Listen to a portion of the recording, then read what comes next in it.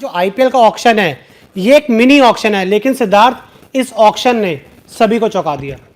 बिल्कुल ठीक कह रहे हैं वैभव। और ये मिनी ऑक्शन ना एक मैक्सवेल ऑक्शन बन गया था, और आज मैक्सवेल से भी बढ़कर ये क्रिस मॉरिस ऑक्शन बन गया है, जिसने अभी तक का सबसे महंगे प्लेयर का रिकॉर्ड तोड़ दिया है। 16 करोड़ 25 लाख में क्रिस मॉरिस बिके हैं, और मुझे लगता है कि उनको इसको अपनी वर्थ दिखाना बहुत बहुत मुश्किल होगा, क्योंकि वो एक ऐसे खिलाड़ी हैं, काबिलियत तो उनमें है, ऑलराउंडर हैं और अच्छे साबित हो सकते हैं, पर इंजरी उनको बहुत तंग करती रहती है। सिद्धार्थ देखिए, मैं बहुत सारी चीज़ों के बारे में आपसे बात करना चाहता हूं। मेरे पास पूरी एक लिस्ट है 13 खिलाड़ियों की, जिनकी अब तक जो अभी तक पहले राउंड में आए ऑक्शन के लिए, बहुत सारे उसमें खिलाड़ी आज बिके भी नहीं, वो सब मैं आपसे बात करूंगा। लेकिन अगर आप इस समय क्रिस मॉरिस होंगे तो आप क्या कर रहे होते? मुझे लगता है क्रिस मॉरिस ने अपने घर के 2-4 शीशे ना तोड़ दिए हों, और वो खुशी से कूद रहे होंगे, अपने परिवार के साथ समय बिता रहे होंगे। उनको अभी तक खुद भी समझ नहीं आ रहा होगा कि ये क्या हुआ है उनके साथ।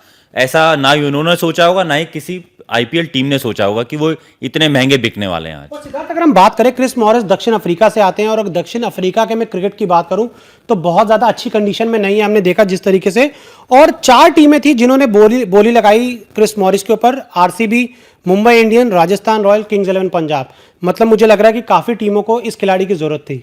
देखिए, जो उनमें काबिलियत है वैभव, वो ऑलराउंडर हैं। वो ऐसे बॉलर हैं जो 145 किलोमीटर की स्पीड से बॉल फेंक लेते हैं। हमने उनकी बैटिंग में इनिंग्स ऐसी देखी हैं जो बिल्कुल लास्ट में आके 20 बॉलों पे भी उन्होंने 40 रन 45 रन बनाए हुए हैं, और ऐसा उन्होंने एक बार नहीं कई बार किया है। तो आप ठीक कह रहे हैं, साउथ अफ्रीका से आते हैं। साउथ अफ्रीका में खिलाड़ियों की हालत इतनी अच्छी नहीं है जितनी हिंदुस्तान में है, और कई खिलाड़ी ऐसे होंगे जिन्होंने अपने पूरे करियर में इतने पैसे नहीं कमाए होंगे जितने क्रिस मॉरिस ने एक ऑक्शन में कमा लिए। बहुत सही बात कही आपने। और आरसीबी की थोड़ी सी मैं बात करना चाहूंगा। पिछले सीजन में 10 करोड़ में उन्होंने खरीदा था क्रिस मॉरिस को। एक सीजन के बाद रिलीज कर दिया, जो उनकी हमेशा से पुरानी आदत रहती है। लेकिन आज एक बार फिर आरसीबी ने क्रिस मॉरिस के लिए बोली लगाई। क्या उन्हें कमी खलेगी इस सीजन में? देखिए, ये ना काफ़ी इसके पीछे प्लानिंग होती है। वो बिडिंग में आए और दोबारा खरीदना चाहते थे। वो समझ से बाहर है, ऐसा क्यों किया? उसको रिलीज़ ही नहीं करना चाहिए था। पर कमाल की बात यह कि आपने देखा होगा कि जब राजस्थान को फाइनली क्रिस मॉरिस मिले, तो आपस में जो टेबल पे जो मैनेजमेंट बैठी थी, वो बहुत सारे उत्साहित नहीं थे।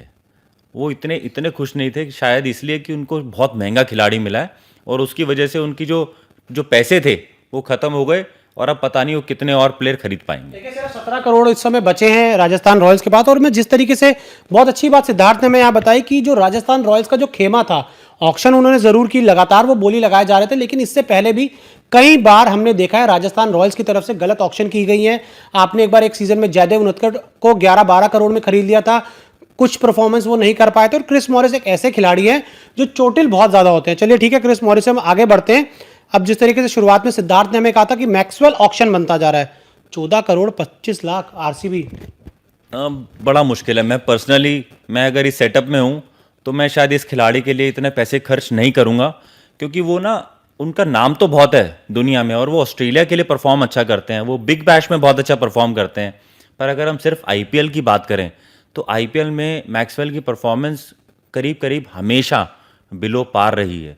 पर फिर भी उनके सिर्फ ये देखने के लिए कि 14 मैच में से वो 1 या 2 मैच जिता देंगे, उसके लिए इतनी सारी रकम देना, मुझे लगता है कि ये बैलेंस अप्रोच नहीं लगी मुझे। बहुत सही कहा आपने, क्योंकि मैक्सवेल को जितना मैंने भी देखा, ये देखा है कि जो पिछले 3-4 सीजन की मैं बात करूं, दिल्ली ने एक बार 9 करोड़ में खरीदा था, पिछले साल किंग्स 11 पंजाब ने उन्हें बहुत महंगा खरीदा, और इस बार भी 4 टीमें उनके लिए ऑक्शन में गई। केकेआर हो, आरआर हो, आरसीबी हो, सीएसके हो। मतलब एक बार फिर जो मैक्सवेल के लिए क्यों इतने पागल हैं खिलाड़ी? अगर आप, मतलब इतनी जो फ्रेंचाइजी है, क्यों पागल है? ये समझ से बाहर है थोड़ा सा, इसमें ना लॉजिक नहीं है। ये शायद मुझे लगता है कि फ़ैन फॉलोइंग को लेके और एक बज़ बनाने के लिए मैक्सवेल को यूज़ किया जा रहा है। और एक तो मैक्सवेल को इतना महंगा खरीदना, क्रिस मॉरिस को इतना महंगा खरीदना, और दूसरी तरफ फिंच के लिए, फिंच अनसोल्ड चले जाएं, ये बहुत शॉकिंग है। फिंच, अगर आपको पता है कि वो ऑस्ट्रेलिया के कैप्टन हैं, बहुत अच्छी बैटिंग करते हैं और लगातार अच्छी शुरुआत देते हैं, और एक बहुत अच्छे लेफ्ट आर्म स्पिनर हैं जिनको बहुत कम यूज़ किया जाता है। अगर उनको पूरे अच्छे तरीके से यूज़ किया जाएगा तो मुझे लगता है कि वो और बहुत महंगे और बहुत अच्छे खिलाड़ी साबित हो सकते हैं। और सिद्धार्थ, मैक्सवेल को लेकर एक सिनेरियो शायद मैं ये भी देख रहा हूँ कि इस सीजन में विराट कोहली, देवदत्त पडिक्कल ओपनिंग करें, नंबर 3 पे डिविलियर्स आए और नंबर 4 पर मैक्सवेल? मैक्सवेल का रिकॉर्ड, अच्छे खिलाड़ी को ज़्यादा बॉलें मिलनी चाहिए, सबका ये मानना है।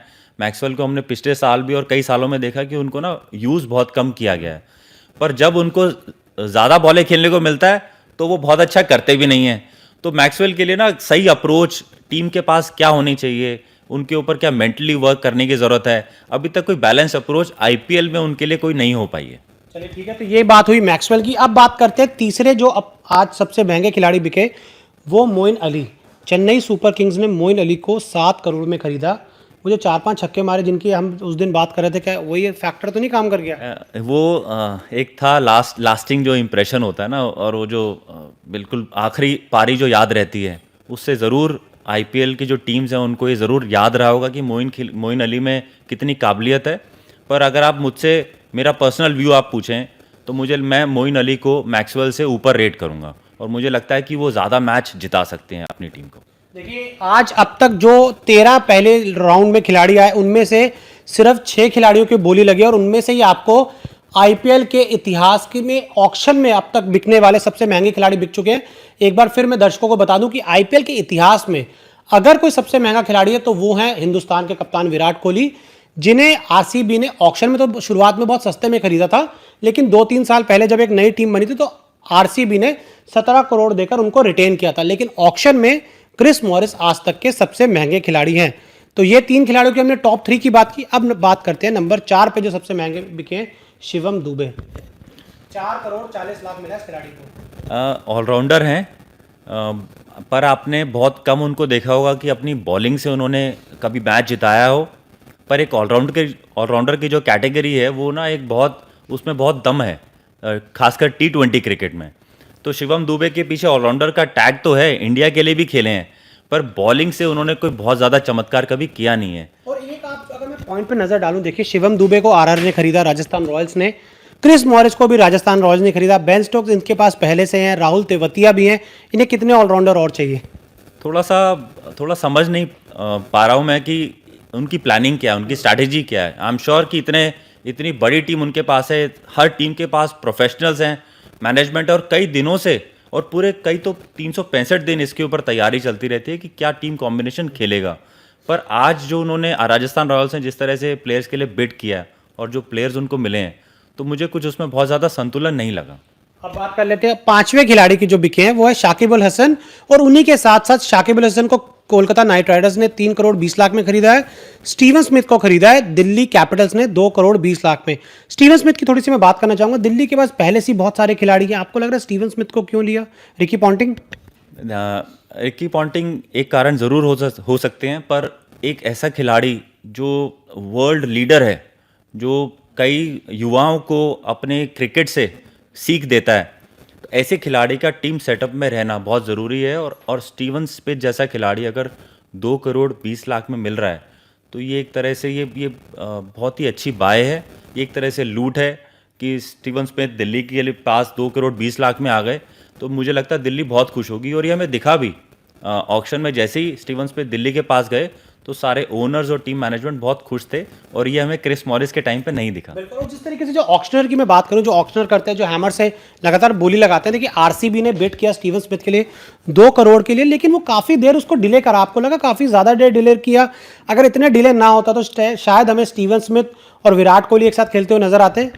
ऐसा हो सकता था, और लग रहा था कि आरसीबी ने सबसे पहले उनके लिए बिड किया, और ऐसा लग रहा था कि टीम सेटअप में आरसीबी के पास स्टीवन स्मिथ जा सकते हैं। जैसा हमने पिछले कुछ टाइम में देखा, विराट कोहली और स्टीवन स्मिथ की एक दूसरे के प्रति लाइकिंग भी बढ़ रही है, तो ऐसा लगा कि वो शायद एक टीम में खेलना चाहते हैं। पर एक ही बिड के बाद दोबारा बिड नहीं की, ये भी बड़ा शॉकिंग था। और ऑक्शनर ने शायद डिले इसलिए किया कि बड़ा डल स्टार्ट हुआ था। जो पहले 3 जो प्लेयर्स थे वो अनसोल्ड गए थे। और मेरे को लग रहा है कि शायद थोड़ा और हमें इस बारे में रिसर्च करना होगा, लेकिन इतिहास में शायद ऐसा पहली बार हुआ होगा कि ऑक्शन की स्टार्ट हुई और जो पहले 3 खिलाड़ी थे किसी ने भी उन्हें नहीं खरीदा। और उनके नाम मैं आपको बता दूं कौन कौन थे। शुरुआत हुई करुण नायर से, टेस्ट क्रिकेट में थोड़ा ज़्यादा अच्छा परफॉर्म करते थे। उसके बाद एलेक्स हेल, इंग्लैंड के ओपनर। नंबर 3 पे जेसन रॉय, ये भी ओपनर। इन तीनों को किसी ने नहीं खरीदा। एविन लुइस के लिए भी बोली नहीं लगी, एरन फिंच के लिए बोली नहीं लगी, हनुमा विहारी को किसी ने नहीं खरीदा, और केदार जाधव को भी किसी ने नहीं खरीदा। तो ये वो 6 खिलाड़ी हैं, 7 खिलाड़ी हैं जिन्हें किसी ने भी नहीं खरीदा, और 6 खिलाड़ी जिसको अच्छे खासे दाम मिले, हम उनके बारे में बात कर चुके हैं।